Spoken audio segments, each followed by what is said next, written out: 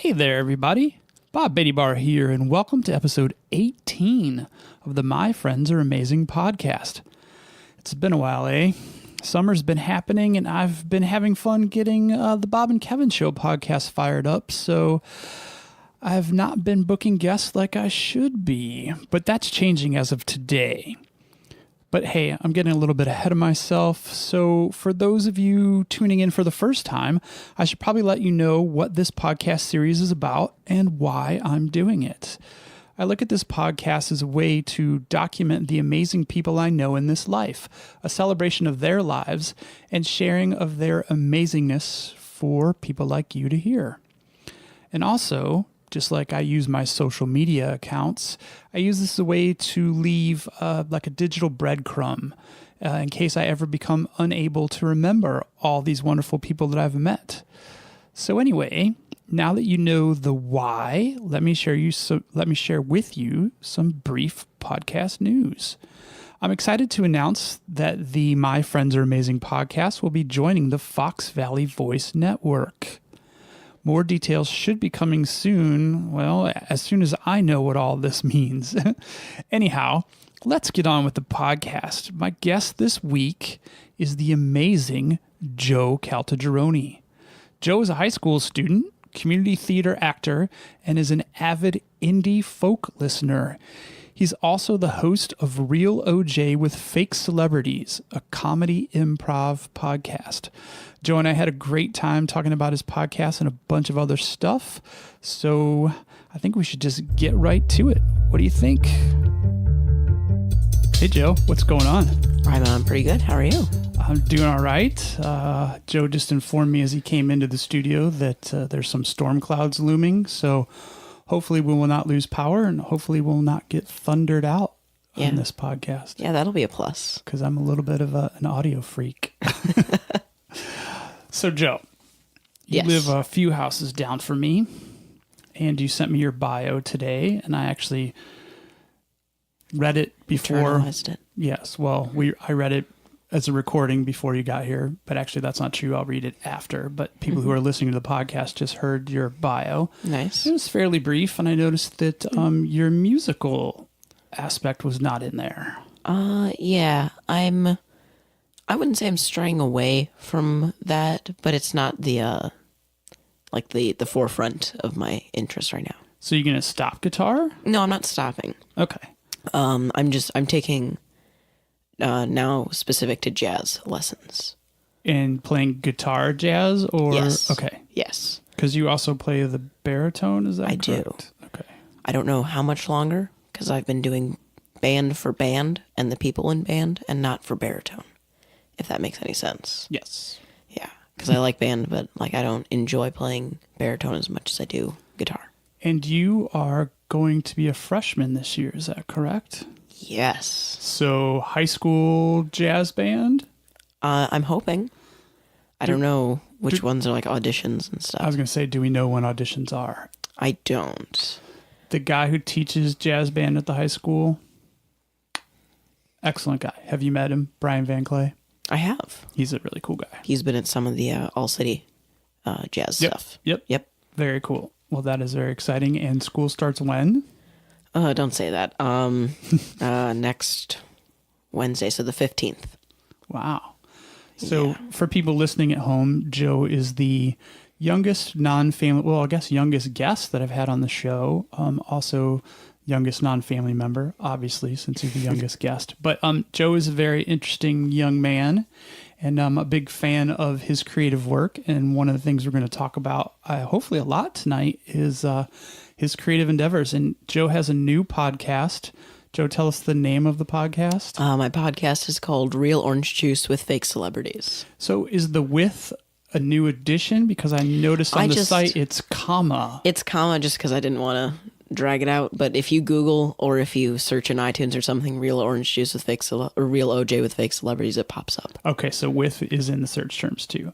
Yeah. So tell everybody a little bit about the concept for this podcast, because I think it's freaking brilliant. So my idea was having a comedic podcast, because I I don't want to say I find myself a funny person because I feel like normally people that say that they're funny people aren't normally funny people.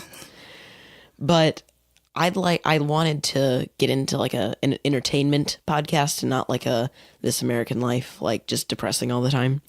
And I had based it off of some that I really like. And basically it's me playing myself interviewing parodies of existing celebrities.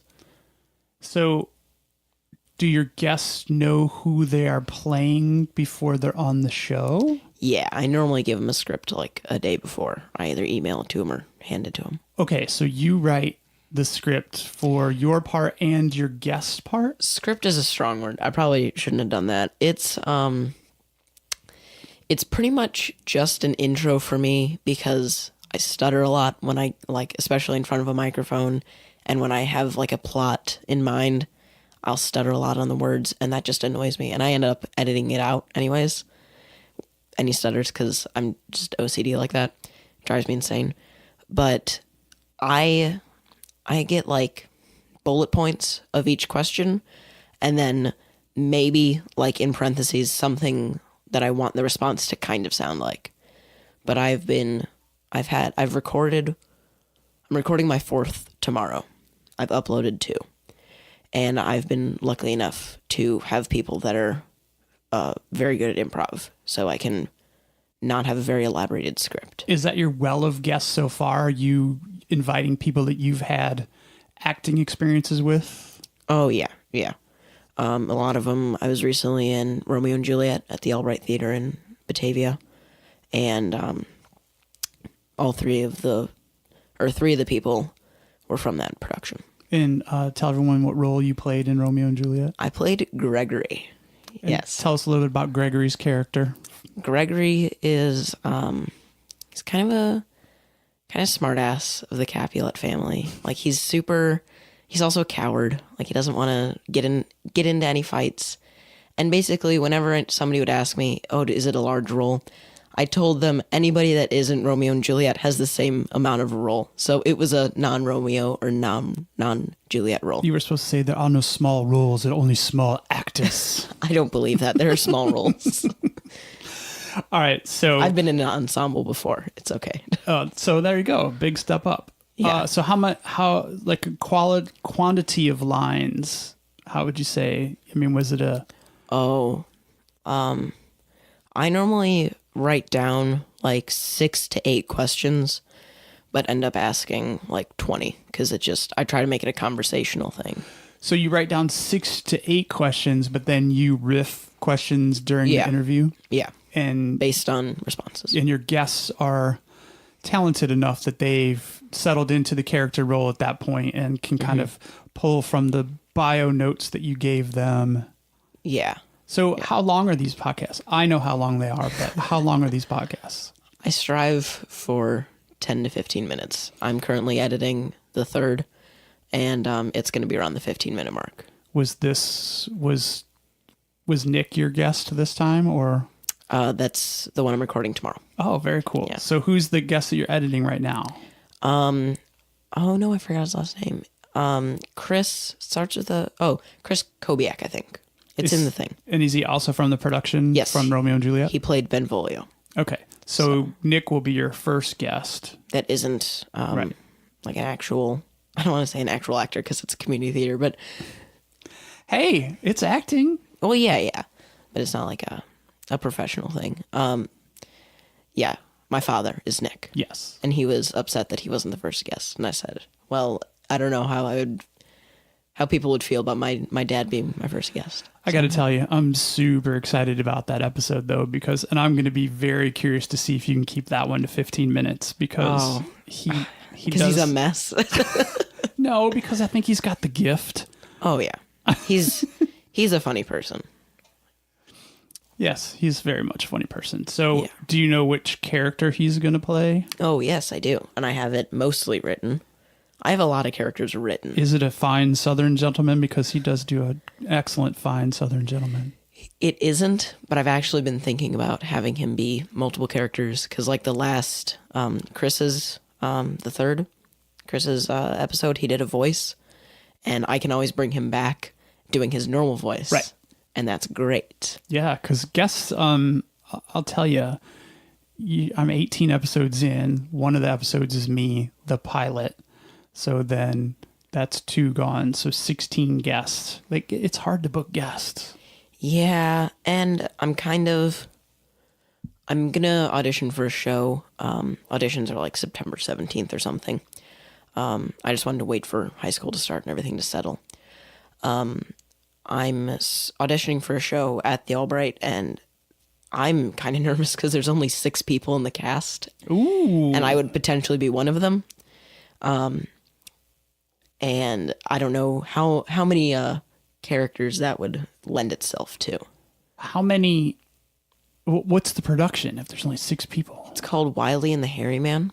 It's kind of like I don't want to say indie, but it's kind of like a more avant-garde thing. I don't know why, but community theaters tend to do that, and I don't know. Don't ask me. I'm not the president of the theater. Yeah, it's basically about this kid in Louisiana, like facing his fears, I guess. And I just put on quotation. Air quotes don't really play quotes out for podcasts. Yeah, I had to follow it up. Yeah, so it's basically about this kid in the bayou dealing with his fears, because this, like, I don't want to say ghost, but like a spirit type thing, the hairy man, keeps following him, and there's a lot of puppetry involved, but like creepy puppetry, not like Sesame Street. So as part of your role in the production, will you be doing puppetry as well? I will not, because I'm auditioning for Wiley, the lead. Kid. Yeah. Ooh. And I kind of feel bad. The director I'm very good friends with, and he says, you aren't not auditioning for Wiley. Well, that's great. Yeah. So this would be, so you did Christmas Story. I did, and that was. Was that your first, or was that? That was I've done school productions, but that was my first at the Albright, and I enjoyed that. Oh, so those were all Albrights. Okay. Yeah. Yeah. So Joe was. It was Ralphie. Ralphie. Yeah. In A Christmas Story. So that was a pretty big role. Yeah, that was a lot of fun. Well, you were young Ralphie.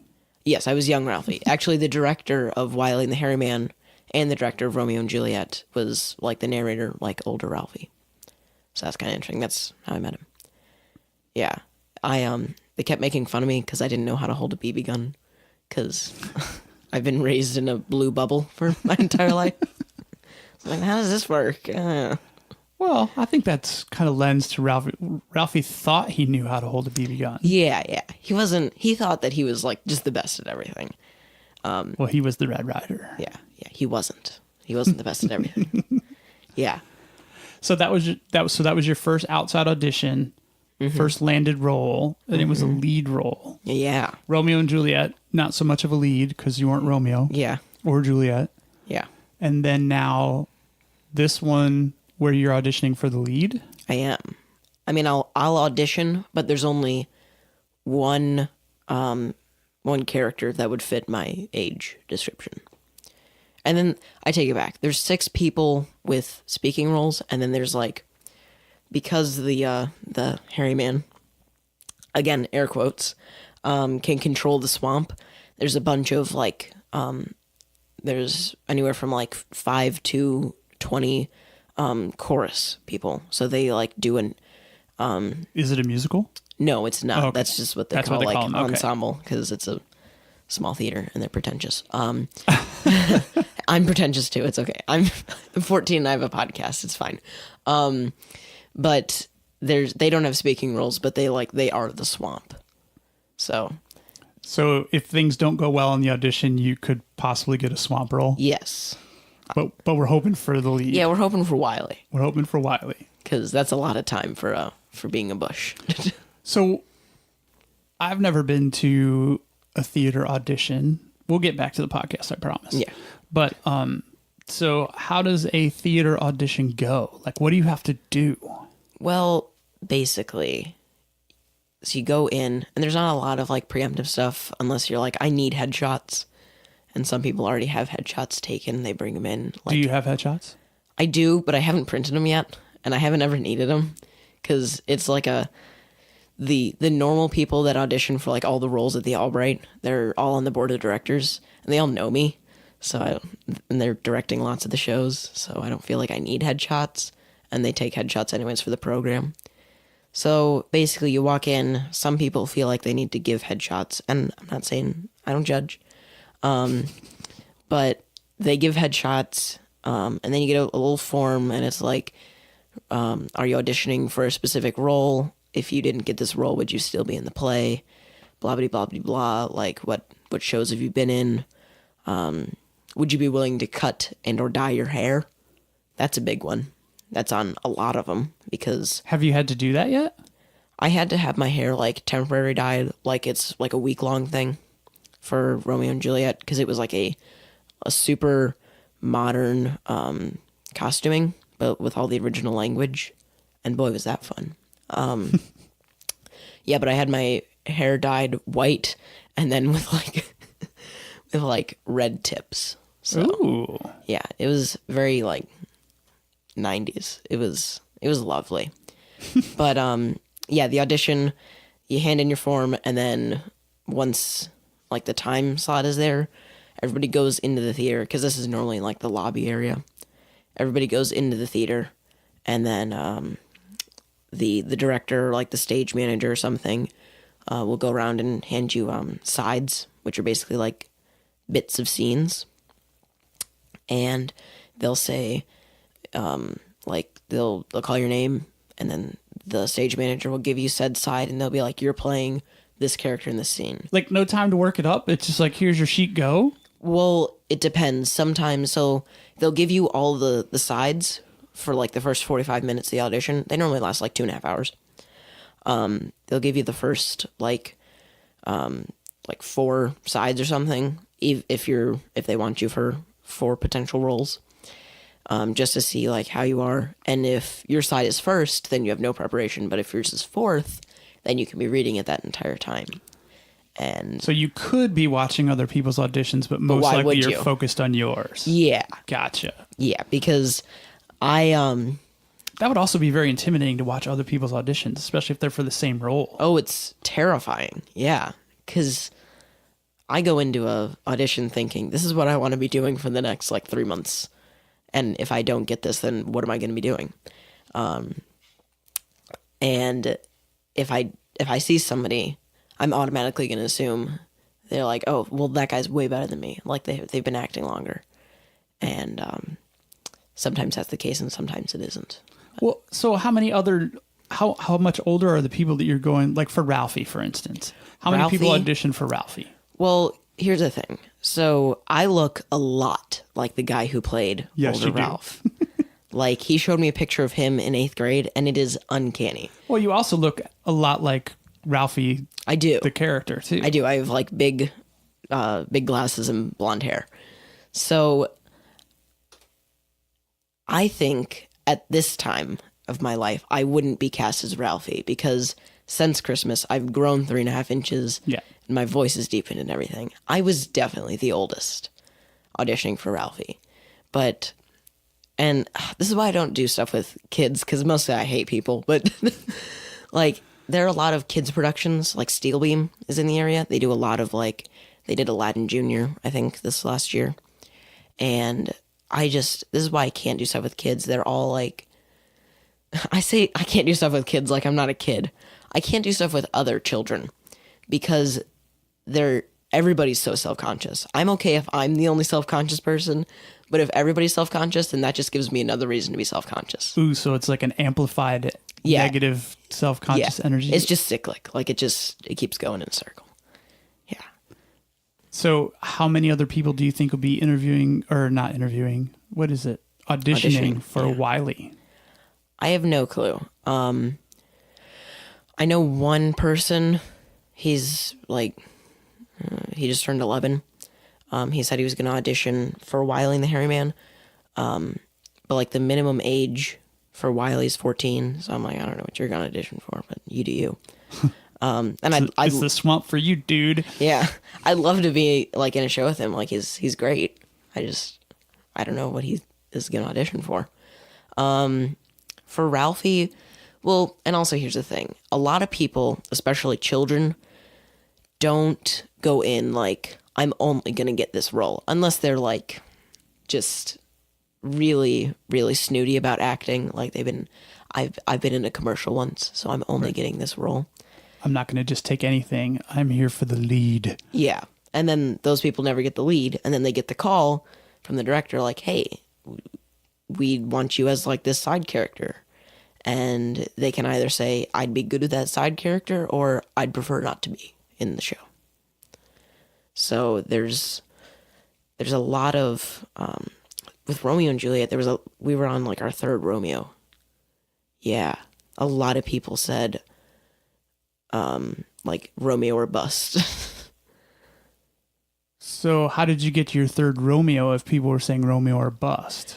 Okay, Because well, when you said that, I was thinking, oh God, did people get hurt, sick, move away? well, that's another thing because we lost 3 cast members later, but that's not important. So basically people said, I only want Romeo, and they were like, well, we were really thinking. Okay, so let me restart this. Okay, so 3 people wanted Romeo, but they left because they didn't get Romeo. Yeah, they would get like Benvolio or Mercutio or something, and other 2 main characters. I don't know. Mercutio. I don't know what like your audience's Shakespeare knowledge is. I have none. I just paid slight attention to the play. It's a highly educated listener base that I have. Oh, I'm sure. Yeah, yeah. You're all 12 of them. Hey, that's 12 more people than none. It is. Yeah. Says the kid who's got the great listener base already. It's okay. Grr. I posted on my personal Facebook, so yes, it's fine. And that's where all the old people live. So, so you lost people because they didn't want to take a lesser role. Yeah. That's pretty much what happened. We were on our first Mercutio. The kid was actually 14, and I was astounded when I found that out because he looks like he'd been like 17. Got a full beard. Yeah. Yeah, that astounded me. But yeah, we were on our second Mercutio and our third Romeo, and I'm glad. I liked Romeo a lot. Like, he was my first guest, and he's like super nice guy. Hope I do stuff with him in the future. Just all around great guy. I think we were on our first Juliet though. I wouldn't have been mine, but not important. And I actually, this is slightly important. Next season, I'm going to be the stage manager for Great Gatsby. And that way, I will actually have a small say in the audition process. So next year, meaning 2019, is that on their list of... Yeah. And this is also an Albright production? It is. So how did you get that role? So basically, well, I'm probably going to be at the 2 people. Oh. Well, feeling a little confident a little early, huh? Let me elaborate. So one of the people, the way this works is you submit a director's notice. I forgot, it's like 4 months before the show or something. The board of directors votes on like your resume thing. And basically the person who is stage managing Romeo and Juliet, who like great friend of ours, Erin Colley, she is co-directing with somebody else. And they said, hey, want to be the stage manager if we get approved. And Erin is on the board of directors, and then the husband of the other person is the president of the theater. So I feel like they have a good shot, but I tend not to be like... Right, and it's a volunteer role, so if they can fill it, they're going to fill it and not have to worry about later. There's one other submission so far, and it's just like, I'd really like the book, and I'd like to direct it. But then Aaron's is like, they have like set builds, like they have blueprints of sets. They have a chandelier already bought. They have a couch. Ooh, so they're ready to rock. Yeah, well, and it's for the theater anyway, so they'll use it later. But yeah, I feel like they're going to get it. So I'm excited to do stage manager because I've never done backstage work, and I feel like that'd be slightly less stressful. Do we know yet what the high school production is going to be this year? I don't, but I don't think I'll be doing high school productions. Hold, please. Clear my throat. and I didn't want to cough into the microphone because that'd be rude. Just It peek happens. It happens. I don't think I'm going to be doing high school stuff because there's a lot of people auditioning and there's a lot of singing. And right now my voice is in a weird stage where I like to sing, but sometimes my We larynx... don't know for sure if it's a musical, do we? Or do they always do musicals? I think they always... I think it might be... Like, there's a musical at some point, and I think it's mostly musicals. See, like I think Cats. they do 2 productions. One is a musical and one is... And they also have the black box stuff that they do, like the smaller troupe and improv. Yeah, I'm going to audition for the improv troupe because that's in like September, the Cool. auditions for it. I feel like that's going to be fun. I saw it on a poster on the tour, and I was like, that's pretty neat. The poster wasn't eye-catching. It literally was just like a 8x10 letter piece of paper, improv, and then the dates for audition. That's all they need. That is, that's pretty much the way improv rolls. Yeah. It's either going to be super over the top or incredibly understated because they got other things going on. Well, they aren't theater kids. This is improv. Right. This is, I don't want to memorize the script. Yeah, I don't think I'm going to, because as you could see there, my voice is in a weird stage of cracking. I love it. I have the headphones on. You're fine. Okay, well, that's fine. Yes. It sounds great. But anytime I try and talk loud, it's just like, and that's not what I think. Well, if you pull the microphone even closer, you can talk even quieter. Oh, yeah, like an ASMR. Yeah, all right. So we got to get back to the podcast. So Yes. I have a couple Speaking questions. of ASMR, Yeah. which is a weird segue. It'll become clear to them once they start listening to your podcast. But Which you should. first question, what is your plan if you don't have theatrical friends to invite as guests? Like, what do you, like, I know you're 14 years old, you just started doing this. Like, what's your running? Like, how far do you think you want to take this? I have no clue, and I'm hoping if I get into the improv troupe, that'll definitely open up horizons. And I like improv. I've done improv before with the podcast and then in other drama stuff. But I'm planning on once school starts, I'm going to see if I can maintain a week upload because it takes, I don't know, like 2 hours, hour and a half to write a script, like, and get it polished. And then, I don't know, like 45 minutes to hour and 15 to edit a podcast. You're getting faster though. That's good. Because I think when we first talked, it was, Like 2 hours. Yeah. It was not good how long it took me. But I think, The more you do, the better system you get in place too, by the way. and I might knock it down to 2 a month, so every other week once school starts, depending on like how rigorous AP classes are. How many are you taking? I'm taking 1, so I probably should have said AP class. All right, that's not bad though. Well, no, but so many young students that I talked to today are taking so many. Well, yeah, and that's the mistake. Like, I'm never taking an AP math or science. Are you taking AP Human Geography? I am. Yeah, that's like the gateway AP that class. is the gateway drug that they're pushing on way too many young kids. Oh, yeah. Because then they're like, I need AP calculus when I'm a sophomore. I don't think they'll let you do that. But I get what you're going for. Yeah. All right, so you're just going to take this and ride it for... I just think that I think it's incredibly consumable, if that makes any sense, the way you're doing this. Now, it's hard on you to write and stuff like that. Like, that creates work. But I think from a listener standpoint, I mean, it's a 15-minute commitment, which is pretty rare. Like, we've probably already surpassed that in our conversation. Oh, yeah. So, like, in a podcast world, 15 minutes is pretty rare. And it's so damn entertaining. I'm not going to lie. I really enjoy it. Yeah, I'm targeting... And I'm so glad it's on iTunes now. Oh, yeah, and Now I get Spotify. alerted. And yes, it's everywhere. Brag. it's everywhere. I'm kind of targeting... I don't know, maybe not maybe I want this to be a gateway podcast, you know? Because my gateway podcast was Hello from the Magic Tavern, and those are like half an hour. And I listened to one while I was vacuuming today.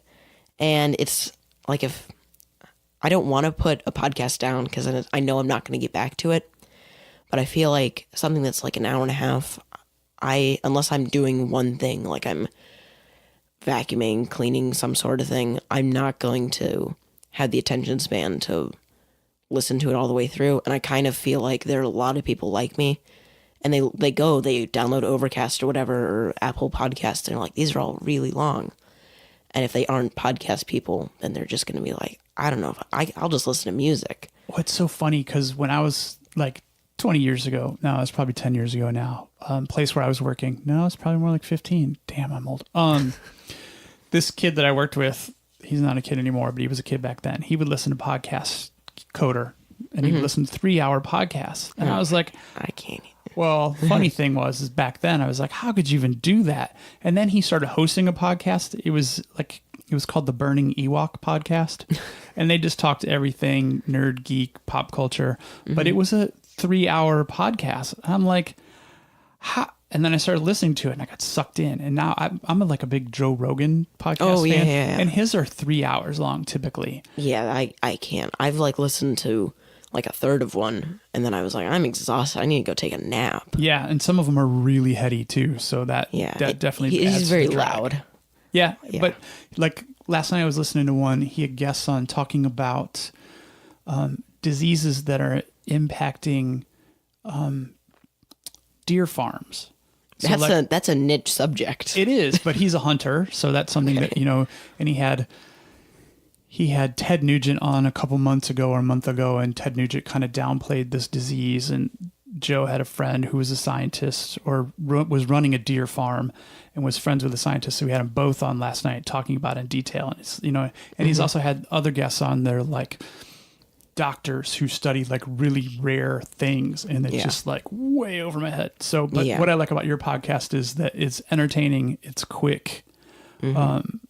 You don't have any music in yours yet, right? I'm trying to write some stuff. I've had lots of ideas, especially for like the fake sponsorship jingles. We're gonna get to that too. Oh, you're gonna do like full on jingles? Not like jingles, but like I don't want to give anything away because I already wrote it. So, basically, there's one fake sponsorship, Our Butler, HOUR instead of Minute Maid. I feel like that kind of gets lost. I feel like it kind of gets lost, but I can't say like half Hour Butler. Has that been all 3 episodes so far? Is it Our Butler? Okay. It's Our Butler. But like Our Butler sounds the same as Our Butler, you know? Exactly. Yeah. I didn't connect it, so that's so funny. Yeah. That was kind of my problem. And so is Our Butler out as sponsor? Are they out? Well, that's a joke in the fourth. So I don't want to give that away. I don't want to give that away too much. But like the jingle, and I'm planning to have them return because I can't keep up writing fake advertisements for entirely new companies all the time. They're Whose Butler? Our Butler. And I want to write something like almost jazzy, but like not completely, just kind of like a lazy jazz, if that makes sense. Whose Butler? Yeah, like that. Our Butler. I should have you just do the vocals and then write a melody off of that or something. Yeah. So I was looking also at audio blocks just to download, like, get like the 7-day free trial and then download as many tracks as I can. Well, now you're with Anchor FM. Anchor FM. Do they have audio that comes with that? They don't, but I found out how they make money. I was going to ask you that as well because I almost thought about moving this podcast over there. So how do they I would still do it. You have the option to monetize your things right off of the right, and so Anchor they FM. take a cut of the monetization. They take a large cut. Oh, what's their percentage? I haven't. I got the amount of listens today that let me do it. I didn't have enough time to look into the terms and services. I'm sorry. Wait, you got enough listens where you got asked to monetize today? Yes, because it's like a YouTube thing. How many listens do you have? I have 100. Gosh, you got 100 quick. Yeah. So that's 33 per. No, I've only uploaded 2. I've only 50. You little dick. It kind of makes me feel bad. Well, one's like 70 and one's like 30. Nice. The first one's 70. Yeah. I think I want to run an ad on your podcast. That's fine. If I can run one on yours. Oh, wait. No, you totally can. I would take an ad bumper from you anytime. Oh, yeah. Anytime. I would have to write a jingle. All right. So we've talked about the orange juice. So for those of you who haven't put it together yet, the real OJ. No, but it's not real OJ. Well, we've been drinking water just because I only have lemonade. Yeah, but you're not even talking about real OJ. we did in the ASMR one, and I'm planning to make it more of a joke in the in upcoming ones, and it is more of a joke in the third. It's going to be running thing that none of the guests actually like orange juice. So, and I'm also planning a segment, and I'm going to start recording it where, because I've noticed a lot of podcasts, it's especially fictional ones. So like Welcome to Night Vale, that type of stuff. They have segments. They don't just do one thing. And I want to do a segment of like celebrity gossip, but I have to find a way to tie in some sort of citrus. And I don't know why I would ever say that. I have to find out how to tie in citrus to celebrity gossip, but I want to do like a 4-minute segment of just like Cole Swift got into another controversy or whatever. Would it just be like fresh squeezed gossip from... That's actually good. I need to write that down. I've actually you could just listen to the podcast again later. Fresh squeezed gossip. Fresh squeezed gossip. It might need some work. I can workshop it. It's okay.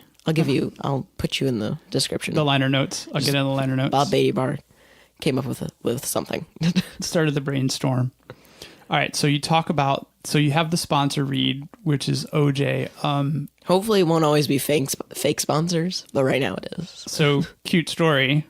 Joe listened to the podcast, right? I did. And you said, I was just really shocked that you had a sponsor at episode 1. It was you that said that, right? Yeah. Yeah, it's a fake sponsor. I mean, it's a real company. Yeah. They're just not paying me. So I was doing it as a favor. Yeah. So I thought yours was even more clever because it's a fake sponsor that's not paying you, but it's not even a real product. Yeah. That was kind of like my first idea. That was one of the things that kind of started it. Because I had this idea, and then I had a bunch of birthday money racked up. Because, okay, a little background. No, this is great. This is what I was hoping for. So, I have a YouTube channel, and I make, like, stupidly pretentious videos. Like, I don't do, like a vlog, like, hey, guys, back for another video. I make, I don't even know what to call them. They're so stupidly pretentious. Art Nouveau. Yeah. Like, basically, my first one was just me, like, pouring lemonade with La Vie en Rose in the background. And it was... I don't think I can stress this enough. It was stupidly pretentious. Did you get a copyright strike for that, or is that in public domain? It's on YouTube terms and service. So, like, they have a bunch of stuff for free. Okay, so I can put it in the video. I just, even if I had 1,000 subscribers, which I don't... You couldn't monetize? I couldn't monetize it because it has that in it. It's not royalty free, but I have the license because of YouTube. Gotcha. Yeah. And then, like, I have just other ones that are ridiculous. Well, didn't you do one where you were, like, getting ready to go somewhere or something? But then like, I never went anywhere, man. There's the upstairs and the downstairs and the... Yeah, that was my grandparents' house. Okay. Because my grandpa was like, show us something. And I was like, what do you mean? I can't force art, Pop. Oh, wait, that was an on-demand Yeah, he was like, bring your camera and do something. And I brought this little Sony A6000, and I'm like, well, I don't know. Yeah, but anyways, again, I don't know. Sometimes I like to think I'm funny. And those aren't really funny videos. And I don't like to make funny videos because I don't have enough funny friends. So I was like, I need something that shows everybody that I'm funny. Because I just strive for appreciation from other people. You want the dopamine? You just want the dopamine? Yeah. So I was like, oh, I've been listening to some podcasts. It probably isn't that hard. And then I looked it up on YouTube, and the answer was no, it's not that hard. Anyone can do a podcast. Anyone can do a podcast because Audacity's free. And, or GarageBand if you're on Mac. Yeah, so I used some birthday money and bought 2 microphones, which ended up being pretty nice as long as you don't drop them. As long as they don't fall off your table in your 8 by 10 square foot room. That's pretty much a rule for any microphone. They're pretty good until you drop them. Yeah. But I recently got like arm boom microphone stands. I have yet to record with them because they came like yesterday. But they're super nice. I love them because I was... 2 of these desk mount babies? Yes, I have those on TV trays that I can slide out in my room. because my Is your rooms- mic light enough? Because that can Yeah, get it's a little tremendously light. Like the Blue Yeti won't fit on it. No. I have an adapter that will fit for it, but it'll just go Right, it'll topple. tip over. Yeah, but like the microphones I got, as long as you like keep them very precious, they sound great. And like they sound pretty bad without a pop filter. But as soon as you smack that thing on, it completely changes the game. And so 2 USB mics though, right? Oh yeah. And that's working out okay? Yeah. My grandpa, aforementioned Pop, actually has the Scarlet, whatever, the red box that you can plug. Yeah, that. He has one of those. And I was like, hey, I might need that depending on what microphones I go with. And because I have two microphones. Although I'd like to hear myself just talk for 15 minutes. That doesn't normally work. And I ended up being able to do it without, just using some third-party sketchy software. And you haven't had any like tech issues when recording or anything like that? Not while recording, but I've had some panic attacks, like 2 minutes before the person shows up, and I'm like, this is not working. Right, like, always. what's happening? Like, this isn't, it's like voice meter or something. And in Audacity, it shows up as one microphone, and I always switch if it's 1 or 3, and apparently it's 3. But I always put it at 1, and then I'm certain that it's And then you got 1. nothing.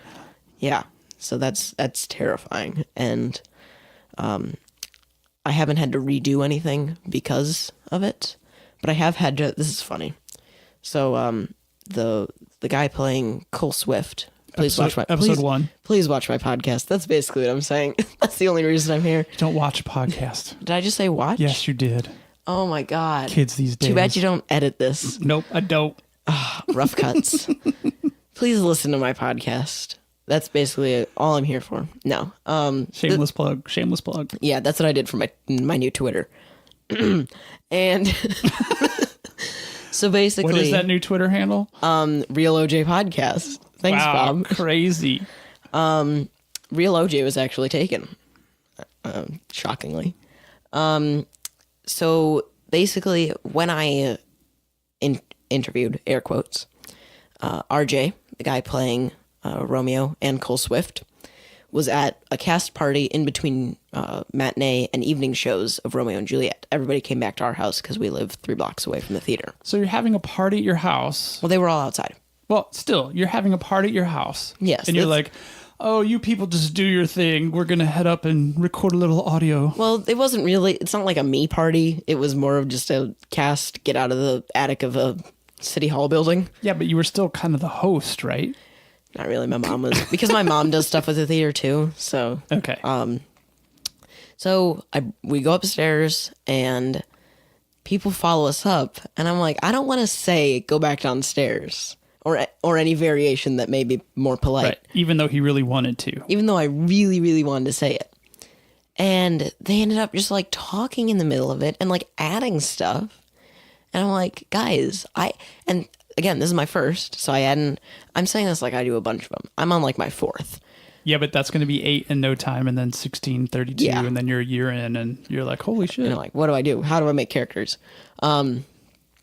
So a bunch of people follow us up and they're making noise and like adding stuff, like adding dialogue that's supposed to be relevant to what we're talking about. And I'm like, guys, what are you doing? So we ended up having to redo the last half, which was like 20 minutes of audio because I get a lot of audio and I cut a lot of it out because it's improv and I'm trying to keep it not like I cut out character breaks, unlike some podcasts that it's like that's the richness. You can't hear the eye roll. Yeah, yeah. There was an eye roll and a hand gesture at the same time. It wasn't even air quotes. It was just like a. Yeah, so I do pretty extensive editing. Like I cut it down from like 30 minutes to 10 minutes. Well, see, that's even more impressive because it sounds all right. So everyone that's listening to this, you have to search this out because it is actually the more details I get, the more impressive it is. Well, but, thank you. It doesn't sound hyper edited. No, so obviously and that's my you worst find fear. the natural breaks and Yeah, no, that's it my worst sounds. fear. It sounds. The funny thing is, it sounds just enough awkward that it's got that kind of like that tense humor aspect to it. And I figured that was by design, but maybe some of that's even actually into the editing too. Yeah, it's like the long pauses. I actually will like drag out the audio file a little just to add like a pause of like me being uncertain how to answer a question because these characters are just completely stupid. And I'll drag out the audio just to add a little more like, what's happening? Well, now the interviewer, you, are you also a character or are you? I think I myself am a character in some ways. I think you might be a character a little bit too, because I'd say sometimes the interviewer doesn't come off like he's super duper sharp either. Like the guests always have like a quirkiness to them. Yeah. And obviously their quirkiness causes you, I mean, literally throws you off your interview game. Especially the ASMR one. Yeah. Well, so Alex, who was that woman? That was Annie Hanlon. She lives like 3 blocks that way. I'm not even joking. She did a really great job. Yeah. Even though I sounded like a horse there when I said that. Really? Yeah, she does stuff at the Albright, and she was the stage manager of Christmas Story. Yeah, Christmas Story. I just blanked out. And she was also like a cast member in Romeo and Juliet. And I was like, hey, you find ASMR as hilarious as I do. Would you like to be the guest for this? And she said, absolutely. And ASMR, by the way. And that's number 2, right? Episode 2. Yes, that's number 2. Yes. Number 3 is a method actor, which I find hilarious. I don't know if it's actually going to be funny, but I find it hilarious. That's all that matters, brother. Yeah. So ASMR, for all the people who are normal and have been leading pretty decent lives until now, is basically when somebody on the internet, mostly YouTube, will whisper into the microphone and like for like relaxation. And it's like not. It's like audio sensory something, Yeah, right? autonomous sensory meridian response. Oh, autonomous I actually had to. audio. I had to research that for the podcast. But I had found it a while ago, and I was like, "This is so weird." And then I was like, "It's still weird, but I'll watch a little more."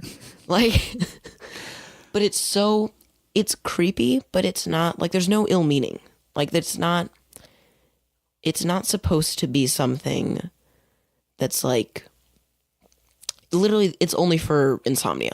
Like there's no other hidden meanings. It's not like well, Aubrey Plaza, I think that's how you say her name. Oh, from does Parks and one Rec. for She does one, and it's a little like, creepy. Yeah. Well, she was amping it up. I saw that one. It's like 35 minutes. Oh, That's yeah. ridiculous. Not even close to some that are like 4-hour makeup brushings. But basically, that came up in episode 2, right? it did. Yeah. Because I just find it so freaking hilarious that people have so much time. Like that's, I bet you they monetize those things too. they get millions of views. I'm not even joking. Well, look at this. So there, for those of you who can't see, I have Just all of you. Yes, all of you can't see what Joe and I are doing. I have a television screen in the studio, and it's doing a fish aquarium. And this is a 4-hour. No, I think this is a 6-hour one. And this guy's monetized, and it's got millions and millions. I of views. bet you'll get an ad for like Walgreens in the middle or something. Yep. Yeah, it'll totally kill the mood. It's already happened 2 times. So. Oh, really? Yeah. I guess I just haven't picked When I first found these, they didn't have ads, and now they do, and it pisses me off because like I'll even passively watch it while I'm working, facing the other direction, and I'll know that there's like an abrupt, like there's a color mood happening here too, and then all of a sudden there's a bright white ad, and then I'm like, yeah, YouTube has gotten like, I watch a lot of YouTube, so I know what I'm talking about. Everyone watches a lot of YouTube. Yeah, I watch a lot of like different YouTube. Like I watch a lot of. It sounds mean, but like this is. That's a terrible setup for a statement. I'm gonna say it anyways. It's going to sound really mean. Yeah, I'm gonna say it anyways. Basically, there are these people like do like commentary on other YouTubers, and that's a total scam. Did you know that? Yeah, I know. But it's hilarious because they're actually, my favorite is Danny Gonzalez, and he was a Viner, Rip Vine. Vine. Exactly. So you had to move on to YouTube. Yeah, Vine was again, I don't know the demographic of your audience, so they probably don't know what ASMR and Vine is. Vine was a 6-second, like, you'd upload a 6-second video. A lot of it was like comedy, and a lot of them are actually funny. Yeah, Like, there are some great content providers out there for Vine. because I imagine it'd be so hard to squeeze something funny into 6.5 seconds. I couldn't imagine it. And they're actually thinking about bringing it back. And I was like, that's something I want to do. But I know I probably They've won't talked be able about to. it several times. They have, but And I it's thought there nothing. was a Vine 2.0. Nothing official. It was just Okay. the previous owner, who ended up selling it to, I think it was Microsoft. Or it was Twitter, and Microsoft owns Twitter. Wait, do they? Yeah. I did not know that. You didn't or know I that? did know that, and I pushed it out of my mind because Microsoft pretty much ruins everything they buy. Yeah. That's why I stopped playing Minecraft when I was like 8. You are such a hipster. 14. It got too mainstream. Minecraft. It's just so 8 years ago, 6 years ago. Ridiculous. Again, stupidly pretentious. So what do you do to fill your mindless down cycles now? If you're not doing Minecraft, what are you doing? Oh, wait. Fortnite. I actually don't play Fortnite. Yay. Yeah. I don't think it's a bad game. I think a lot of people that don't play it, like, despise it. I have no strong feelings about it. I spent like $5 on it so I wouldn't have like the noob skin when I went through a brief phase of playing with my friends, because they were all like, Joe, Wait, that sounds a little pretentious as well. well, they were all like, Joe, you're such a normie. And I was like, fine, I'll get the V-Bucks. And I ended up, it's okay. Like, it's not a great game, and I have better games to play. So what are you playing? I play, oh, what do I play? Oh, there's this indie game. This is the only indie game I play. A lot of them are like pretty mainstream. Indie game called The Long Dark, and I'm currently reading, I can't even remember it. Joe's had a long day for everybody who's listening. I am have. really putting him through the ringer here at the end of a long day. I went to bed turned at like 2 last night, so and I turn the air conditioning off when I do recording, so it's getting really hot in here. toasty. I'm actually not feeling it because my mom like makes it like 60 degrees in my house. So basically, it's this game, and you like crash into the Canadian wilderness, and you have to survive after like a minor apocalypse. It's not like a zombie apocalypse. Wait, is this based on a book or something? It's not based on a book, but I'm reading the book that basically is. It was made into a movie about like something that actually happened. It was this guy named Chris McCandless, Right, and it's kind of who hitchhiked. current, correct? It was in 94, I think. Oh, then not current at all. I'm getting confused with something else. So anyway, The Long Dark. The Long Dark, but it's done. So it's basically a survival game. It's super hardcore. Like, not even. I'm a pretty decent gamer. I don't play games on like insane mode because I play games to enjoy them, not to like challenge myself. This game is so flippin' hard. It's like actual like body temperature stuff, and if you're outside for more than like 6 minutes, you'll like get hypothermia and then just like drift off to sleep and then die. So that's fun. I used a gift card to buy it, so I don't care. Yeah, but now I can't remember what the book is. Yeah, it's about this guy. It happened. Chris McCandless, he hitchhiked around the United States. Like he came from a fairly wealthy family, and then he like burned all of his money and gave a bunch of it away to charity, and then hitchhiked around the United States. And then he was like, I'm going to Alaska. And like 10 days into the Alaska trip, he froze to death. Oh, yeah. Okay, Yep. that does ring a bell now. Yeah, so And the game is based on that? It's not based on it, but it's very similar. It's Okay. very similar. Like, it's basically like a geomagnetic storm. So it's an apocalypse, but no, like it's something that's like not outlandish. Again, air quotes. Like, it's not zombies or something. Right. But like There's no mutations coming after you. Yeah, it's not like Fallout, but like all of the buildings are abandoned. So like you go in and you have to like scavenge for food. It's a pretty good game, but I play like Destiny 2 actually, GTA, stuff like that. Pretty normal suspects. GTA, Grand Theft Auto is a normal suspect. Your parents let you play that? Yeah. Man. I feel so like liberal. I watch yeah. I went on a Twin Peaks binge with my dad last summer, And like we did the 90s show, and it was fine. It was on ABC. It was TVMA, but like they weren't allowed to say like an F-bomb or anything. No. And No, it's just weird. I love that show. Don't even. I know we've talked about this before. Twin Peaks is my favorite show, but I digress. Not really, because we're still talking listening about. Like Twin Peaks. Don't at me. Did you just say "don't at me"? I did. Okay, I'm not even gonna address that. Yeah, so I would say I digress, but we're still gonna talk about Twin Peaks. I convinced my dad to let me watch the movie, the prequel, Fire Walk with Me, and he's like, it's not that bad. It was rated R, wasn't it? Well, yeah, but I've seen rated R movies, and yeah, but it's David Lynch rated R. That just means I've seen David Lynch rated R up. movies. I love David Lynch. That's not what this podcast is about. It's not just me talking about David Lynch. No, it's definitely not. Because that could be an hour. No. So we were watching it, and then he was like, I don't remember that. And then it was like the bear's out of the cave. Like, yeah, exactly. He's like, oh, we've made a wrong turn here. I guess Yeah. it's too late now. but it's such a good movie, we can't stop it. But like that was a Joe coming of age film now. creepy R-rated. That wasn't like a terrifying R-rated. No, David Lynch doesn't do terrifying. He does creepy. He does disturbing. Yes. Like, ugh. All right. Because he's sick. He's gnarly. Yeah, so what were we talking about? Oh, games and stuff. Yeah. My time hasn't really been gaming recently. I'm not even joking. When I'm not doing stuff, I'm doing stuff for my podcast. It's like 15 minutes of audio. It's a lot of work. Oh, yeah. Yeah. So when we started out, you'd mentioned something about trying to find out how hard it was to do a podcast, and you found a YouTube video that said it wasn't hard. It's not hard to start one, but how would you rate on a scale of 1 to 10, 10 being impossible? How hard would you rate To maintain? to do it? Yeah. I feel like I've definitely gotten into a rhythm. I do a little bit of work on it a day, whether that's writing or editing, because I've built up a bunch.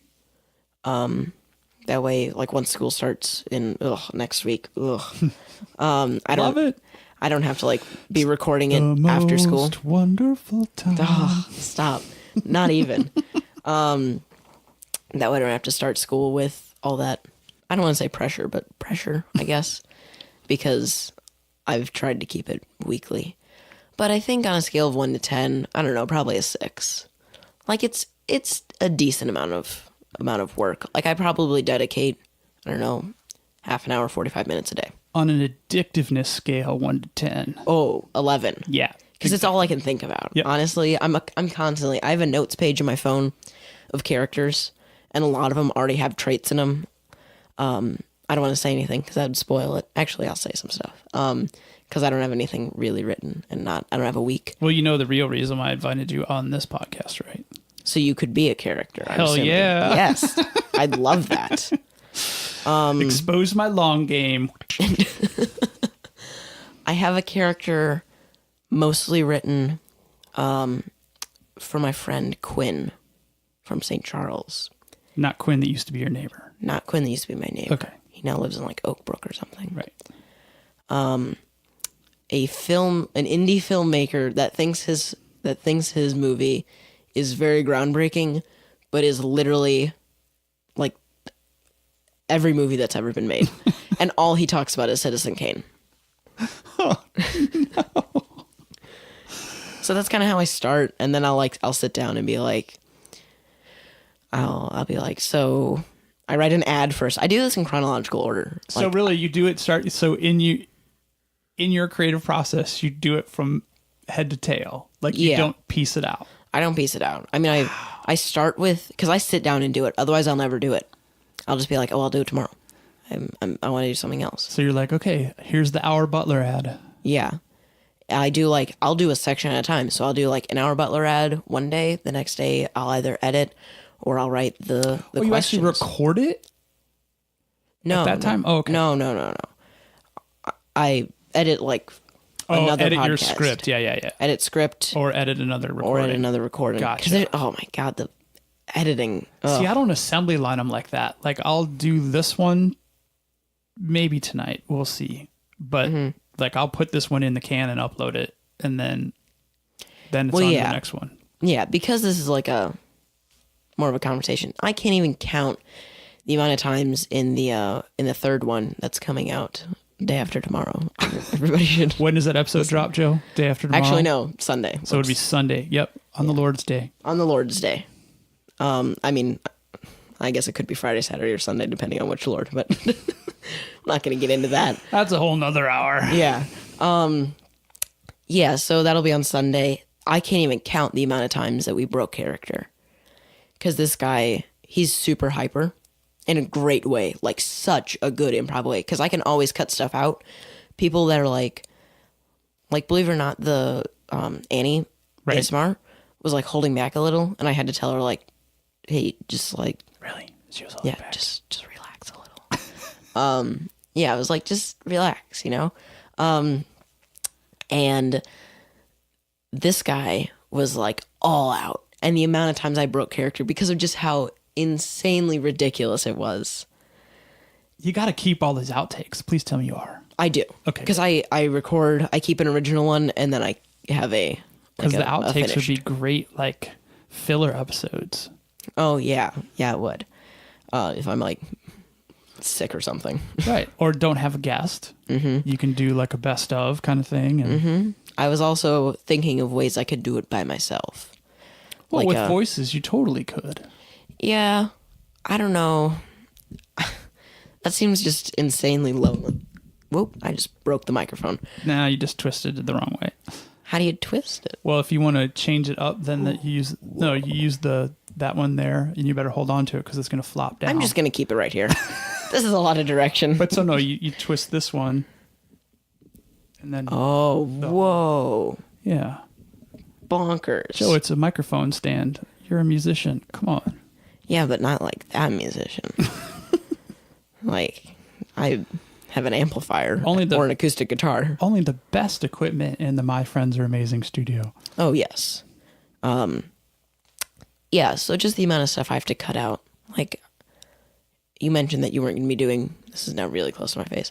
You get used to it. Yeah. You mentioned that you weren't going to be doing, like, much or any editing for this.